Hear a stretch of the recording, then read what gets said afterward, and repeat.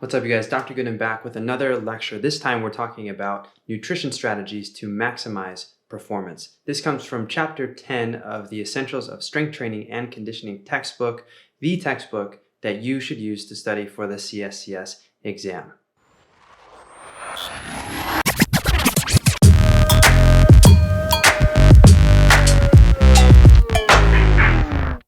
Okay guys, in this chapter we'll be talking about strategies to enhance performance, building on the principles of healthy nutrition for our athletes, and now we're looking towards performance. In part 1 of this series, we will be talking about pre, intra, and post training and competition nutrition strategies. So let's get right into the material. As I mentioned, this comes from Chapter 10 of the NSCA's textbook, Essentials of Strength Training and Conditioning. This is written by Marie Spano. And in part 1, we'll be talking about pre, during, or intra, and post-competition nutrition strategies. Before we get too much farther into this, I should specify that I'm not a registered dietitian or a physician or a sports dietitian. I am a professor of kinesiology and a sports scientist and a coach, as it says in my tagline. So everything I'm about to say comes from information from the textbook. I am by no means recommending what you should do with your diet. However, these are evidence-based strategies that will help to maximize performance in the athletes that you may have the privilege of working with. Now, we're going to start by talking about the pre-competition meal. So the pre-competition meal does 3 things. First, it helps to maintain hydration. We often drink water with our meals, and that gets more fluids and electrolytes into us. The electrolytes often come from the food itself. As we're eating, we're often drinking liquids as well, whether that's water or maybe Gatorade or some other sort of fruit juice or milk. Ideally, we should be recommending to our athletes to try to drink water with most meals. There's oftentimes cases where sugary drinks or even fruit juices and things like that carry with them too many extra carbohydrates. Depends on the athlete. It depends on if you're working with an endurance athlete versus a strength and power athlete or a team sport athlete. The bottom line is that a pre-competition meal helps them to hydrate. Now, even if they didn't drink water, sometimes the food that they're eating is composed mostly of water, like if they're eating fruit or things like that, or a bowl of soup or something, right? So that can also help to hydrate, and it can also help to get electrolytes into the body when they're taking in solutes from their food. So sodium or potassium, magnesium, these things can be found in actual food as well.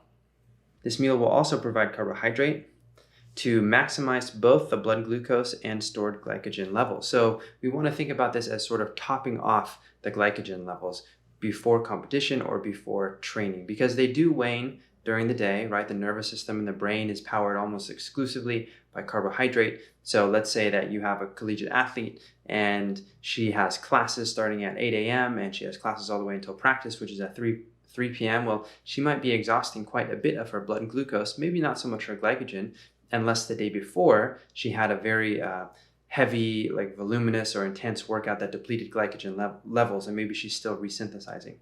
Anyways, the pre-competition or pre-training meal does help to top off both of those stores, and it also keeps hunger pangs at bay during the training or competition.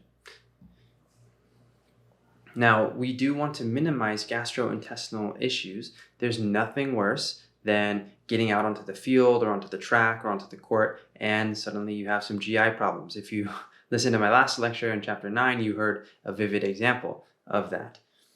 Now, we want to always try food in practice first when stakes are low and when you can call it a day if you have to and try again tomorrow.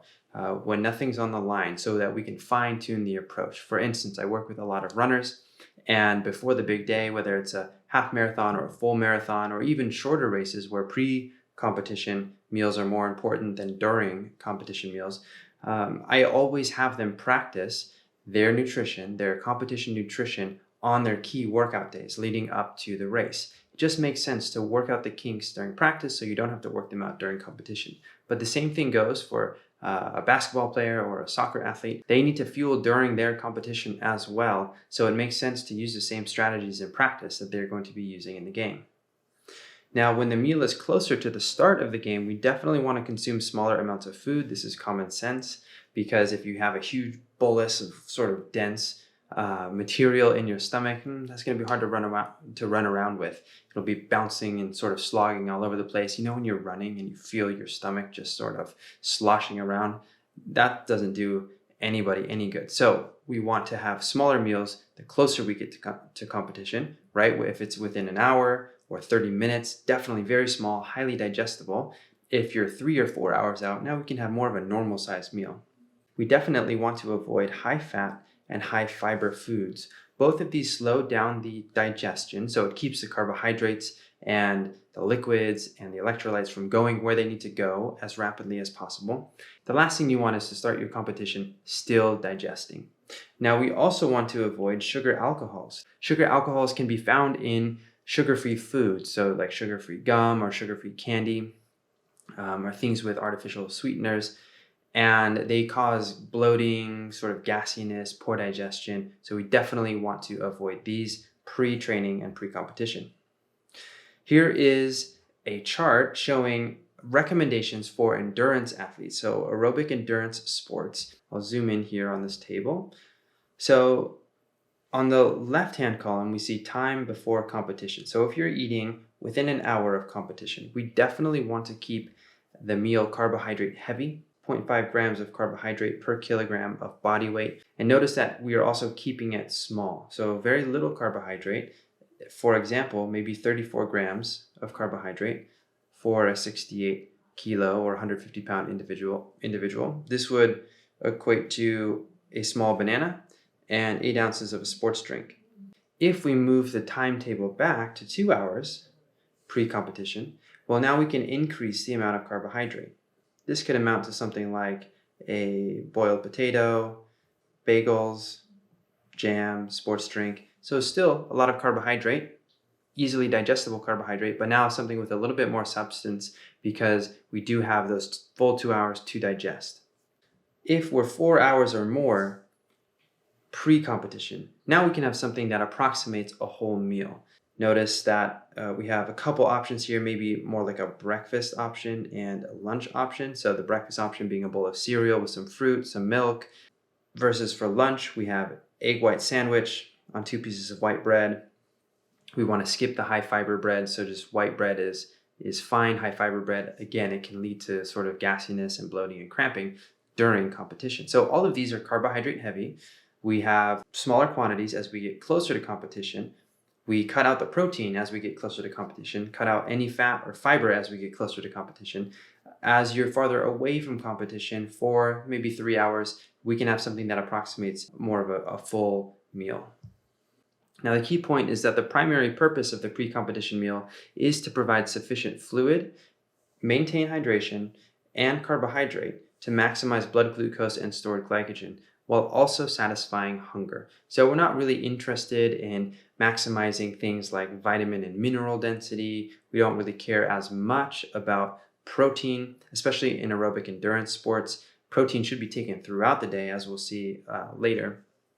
But really, the pre-competition meal should be focused on carbohydrates for the vast majority of sports. Now, there is a strategy called carbohydrate loading for your pre-competition meal. And carbohydrate loading is a technique used to enhance muscle glycogen before aerobic endurance events. The reason we would do this is because the depletion of muscle glycogen and liver glycogen leads to fatigue. So we see that at the end of events like the marathon, there is very, very low glycogen in the musculature, in the working musculature of athletes as they come across the finish line and they're highly fatigued. Now, some of the earliest forms of carbohydrate loading involve very, very vigorous exercise and training leading up to the event. So several days before the event, the athlete would do some sort of glycogen depleting training session, oftentimes high intensity intervals or long duration, faster efforts that would deplete glycogen. And they would also eat a low carbohydrate diet. And then in the day or two leading up to competition, they would rest and carbohydrate load, take in a lot of carbohydrates over and above that 8 to 10 grams per kilogram of body weight that is recommended for endurance athletes at the high end. And this would overload their carbohydrate stores and lead to a 2 to 3% increase in performance. Now, these early protocols were established by Alborg, but lately Dr. Fairchild and colleagues have come up with a less strenuous version with more reasonable amounts of carbohydrate that still result in that 2 to 3% improvement in performance. However, it's important to note that these performance improvements don't really occur unless your event is longer than 90 minutes. So upward of 90 minutes, like maybe a half marathon up to a marathon, depending on how fast you run it, or for those events that are perhaps shorter than 90 minutes, but you're going all out for the duration of it. So maybe even some of our faster half marathon athletes would still benefit from carbohydrate loading. The key point here is that carbohydrate loading is an effective strategy to maximize glycogen storage. However, athletes need to consume a lot of carbohydrate, 8 to 10 grams of carbohydrate per kilogram body weight, depending on which of these strategies that you use. And this is per day during the loading period to notice any benefit from carbohydrate loading. So if you have cross-country athletes and they're running, a 5K on that weekend, doing some sort of a pasta feed or a carb loading session the night before is not really going to help them as far as performance goes. Yes, it's fun for those athletes. I was a high school cross-country runner myself, and they're definitely fun, but do they result in improvements in performance? No, they don't. If the event is shorter than 90 minutes, almost certainly no. Now, this brings us to during event nutrition. Proper hydration during competition is essential for performance. We talked about this in the last lecture. Athletes should hydrate themselves several hours before exercise. So this is pre-hydration, pre-competition hydration, to allow for fluid absorption and urine output before competing. So it doesn't help if the athlete arrives to practice or to competition dehydrated and then they guzzle a bunch of water. That won't improve their hydration during the actual event. It takes a while to absorb that water. Now, the optimal sports drink contains 20 to 30 milliequivalents of sodium and 2 to 5 milliequivalents of potassium, as well as a 5 to 10% carbohydrate. Now, as far as children goes, because I know a lot of us are potentially coaching younger children, high school athletes, down to the elementary school level. According to the American Academy of Pediatrics, children weighing 88 pounds or less should drink about 5 ounces of cold water or a flavored salted beverage every 20 minutes during practice. So that's the rough guideline. 5 ounces of water or Gatorade every 20 minutes. Adolescents weighing 132 pounds should drink up to 9 ounces every 20 minutes. So if you've got young kids, roughly around the 90 up to 132 pound range, 5 to 9 ounces of water or Gatorade every 20 minutes during vigorous activity, whether that's soccer practice or they're in a running club or swim team or something of that nature. Now, we know that consuming carbohydrate during prolonged aerobic endurance exercise can improve performance. This has been shown time and time again, while also reducing exercise-induced stress and suppression of immune system functioning. So if you consume carbohydrates, not only do you perform better, but you begin recovering more quickly, and there's less damage to the system as well as a result of training. Even rinsing with carbohydrates through the mouth without actually swallowing it, without ingesting it, seems to improve performance, lasting approximately 1 hour by 2 to 3%. Most likely, this is by affecting the central nervous system. So the CNS says, hey, we're sensing some carbohydrates entering the mouth. I think we're going to, get those in the stomach pretty soon. Let's increase output. Let's increase our neural output and allow the body to continue training or competing at this higher intensity. Now, in intermittent high-intensity sports, these are team sports such as soccer, tennis, basketball, and American football that include repeated bouts of short-duration, high-intensity activities. The provision of both fluid and carbohydrates for performance is essential. We've been saying this all along, but just like endurance sports, these athletes need carbohydrates, they need electrolytes to continue to be fueled to optimally perform. Because even though these are short-duration, high-intensity bursts, the actual duration, the overall duration of the match can last for a long time. That 90 minutes of a soccer match can stretch for a really long time, right? With commercial breaks or with timeouts, etc. The athletes are not just completely resting either when the play is stopped. They're on their feet, they're walking around, they're going on and off the field, they're warming up, they're stretching, all kinds of stuff. So we definitely need to fuel our athletes appropriately for these team sports as well. Now, for strength and power sports, Carbohydrates are still an essential source of energy used during resistance training and therefore in strength and power sports. Strength and power athletes can typically maintain their glycogen stores by supplementing with carbohydrate before and after competition. It does not need to be as extreme as for aerobic endurance athletes, and we'll see more on that later. Supplementing with carbohydrate has been shown to decrease muscular fatigue, especially in the slow twitch fibers, which would lead to better performance overall. Now, after the competition or after the training session, what should you eat? Let's talk about the glycemic index, which we explained in the last lecture video.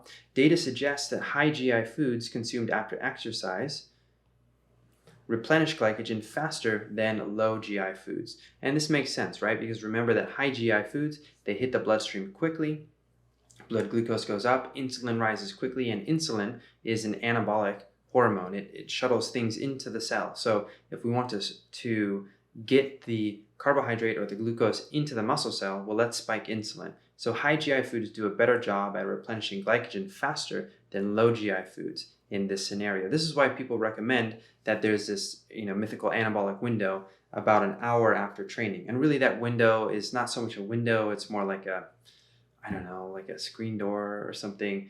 It lasts longer than an hour. It's not an open and shut type of thing.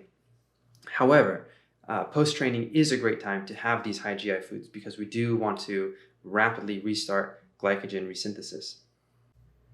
Now, although emphasis is often placed on carbohydrate, especially for endurance athletes, we want to consume a balanced meal overall, maybe not what we would consider a whole food meal right after training, because we want to include amino acids in there as well. And I think lately the tides have shifted a little bit. People have shifted away from carbohydrate. Like a decade ago, everyone was obsessed with carbohydrate as being like the number one macronutrient that people focused on for sport. And now it's definitely more focused on protein. Obviously, both are important and for different reasons. So we want to be sure to include amino acids post-training as well. Now, in terms of aerobic endurance events, after an aerobic endurance event or a hard training session, we want to replenish carbohydrate stores before the next training session or competition and consume enough protein to build and repair muscle. A lot of protein cycling happens for endurance athletes because of that eccentric loading as they're running, that stress on the musculature. Even if they're a swimmer or a cyclist and there's not that same eccentric load as a runner, there's still a lot of protein breakdown and rebuilding that has to occur. So protein is also important. Glycogen synthesis occurs at a rapid rate when large amount of carbohydrates, 1 to 1.85 grams per kilogram body weight per hour, are consumed, especially immediately after exercise or competition and at regular intervals, every 15 to 60 minutes. And this continues for up to 5 hours. So what this is saying is that for up to 5 hours post-training or post-competition, eat a lot of carbs to replenish your carbohydrate, 1 to 1.85 grams per kilogram of body weight per hour. In high-intensity intermittent sports, fully replacing muscle glycogen before a subsequent bout of exercise may prolong time until fatigue and improve performance. The research has clearly shown this. If you arrive at competition with depleted muscle glycogen, right, this is why we want to top it off with that pre-competition meal, your performance is going to suffer. High-intensity intermittent sports can also lead to some degree of muscle damage, right? We're sore after a basketball game, after a soccer game, after a hockey match. Consuming protein post-exercise also helps to decrease some markers of muscle damage. For strength and power sports, during the recovery period after strength and power competitions, athletes should still focus, just like their endurance brethren, on higher glycemic carbohydrates immediately post-exercise, especially if they must compete or train again over the course of the next 24-hour period after their initial competition. So let's say that you're a track and field athlete and you're a thrower and you're throwing the shot put, and later that day you're going to throw the disc or something like that. We still want to keep those higher glycemic foods in the meals, so things like Gatorade that can digest quickly, start to replenish glycogen stores, and that keep blood glucose topped off, because the nervous system's primary energy source is carbohydrates. Supplementing with protein after a muscle damaging bout of resistance training increases acute muscle protein synthesis. And again, I think we all know this, and most of us would advise our athletes, whether they are strength and power athletes or endurance athletes, to be getting sufficient amino acids post-training, post-competition as well. So carbohydrates and amino acids or protein, high GI, easily digestible in large amounts as far as the carbohydrate goes, depending on the volume of training. These are all very important post-competition. Now, when we're talking about concurrent training, this is training both for strength and for endurance within the same session. We know that exercise interference is a concept that suggests that endurance exercise, when combined with strength training, specifically in back-to-back sessions, it will blunt the strength gains compared to strength training alone, but it actually results in improvements in endurance performance, typically. Unless you train for strength first and then you're totally gassed for your endurance performance and you're an endurance athlete. But typically it will result in improved endurance performance. In these cases, just like all the previous cases, it is especially important to consume carbohydrate after exercise and before you lift, which can help to suppress muscle breakdown. And for optimal muscle remodeling, at least 20 to 30 grams of protein should be consumed per meal, with meals eaten every 3 to 4 hours. So that recommendation of 20 to 30 grams of protein depends on your body size, and I've seen even higher than that, right? Especially if you're trying to stick to 1.7 grams of protein per kilogram of body weight, you might need to eat more than 30 grams of protein per meal, depending on how many meals that you eat. Okay, so these nutrition recommendations that we've gone over, they are fairly general. This is an overview of this section in the textbook, but the reason that they're general is because this is a textbook, remember, for strength and conditioning professionals, not for nutritionists, not for registered dietitians, not for people who will be primarily advising the nutrition and the diets of athletes. Dietary advising is mostly outside of the scope of what the strength and conditioning coach will do. And you probably notice that most of the recommendations can be summed up with the following.